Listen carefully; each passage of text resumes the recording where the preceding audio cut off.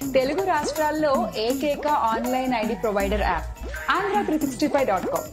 ఈ యాప్ లో మీరు అమౌంట్ డిపాజిట్ చేసుకోవచ్చు, విత్డ్రా చేసుకోవచ్చు. కట్ చేస్తే మనం చూస్తున్నాం నిన్న రోజు వైసీపీ అధికార ప్రతినిధి అని చెప్పుకోవడం ఏంటి, వైసీపీ అధికార ప్రతినిధి అని చెప్పి ఈ గత కొద్ది రోజులుగా టీవీలో వచ్చి వెనకాల జగన్ బొమ్మ పెట్టుకొని ఓవరాక్షన్ చేస్తున్న శ్యామల నిన్నటి రోజు తెలంగాణలో కేసు నమోదైంది. అది ఎట్లాంటి కేసు అంటే యువకులని టార్గెట్ చేసి ఏదైతే బెట్టింగ్ యాప్స్ పేరుతో బలి తీసుకుంటుందో దాన్ని ప్రమోషన్ చేయడం. ఈమె ఒక అధికార ప్రతినిధి పార్టీగా లేదా బెట్టింగ్ యాప్స్ ప్రమోషన్ చేయడం అధికార ప్రతినిధా? చెప్పండి. ప్రతి ఒక్కరి వ్యక్తిగత విషయాలు, ప్రతి ఒక్కరి వ్యక్తిగత జీవితాలు ఈమె వేలు పెడుతుంది. వాళ్ళని నరికేయాలి, వాళ్ళని తాట తీయాలి, తొక్కి పెట్టాలంటుంది. ఇప్పుడు ఈమెను ఏం చేయాలి చెప్పాలి. వైసీపీ పేటీఎం అని చెప్పాలి ఇప్పుడు.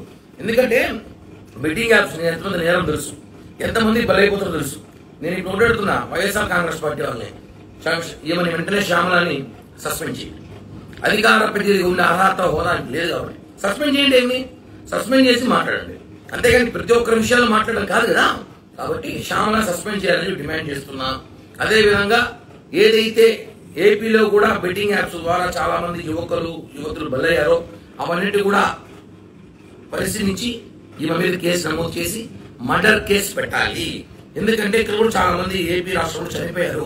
వాటికన్నా కూడా ఈ బెట్టింగ్ ప్రమోషన్ కారణం కాబట్టి ఏవైతే తెలంగాణలో కేసులు నమోదయ్యాయో దానికి సంబంధించి ఈ ఆంధ్రప్రదేశ్ రాష్ట్ర వైఎస్ఆర్ కాంగ్రెస్ పార్టీకి అధికార ప్రతినిధి ఉందో ఈవిడ కూడా కారణం అయి ఉంటుంది. కాబట్టి ప్రమోషన్ వల్ల ఈమెను చూసి ఇన్స్పైర్ అయ్యి చాలా మంది ఇన్స్పైర్ లాగా ఏమో చెప్తుంది కదా, ఇన్స్పైర్ అయ్యి బెట్టింగ్ లాపాడి చాలా మంది ఆస్తులు పోగొట్టుకొని ప్రాణాలు తీసుకున్న సైతం చూస్తున్నాం.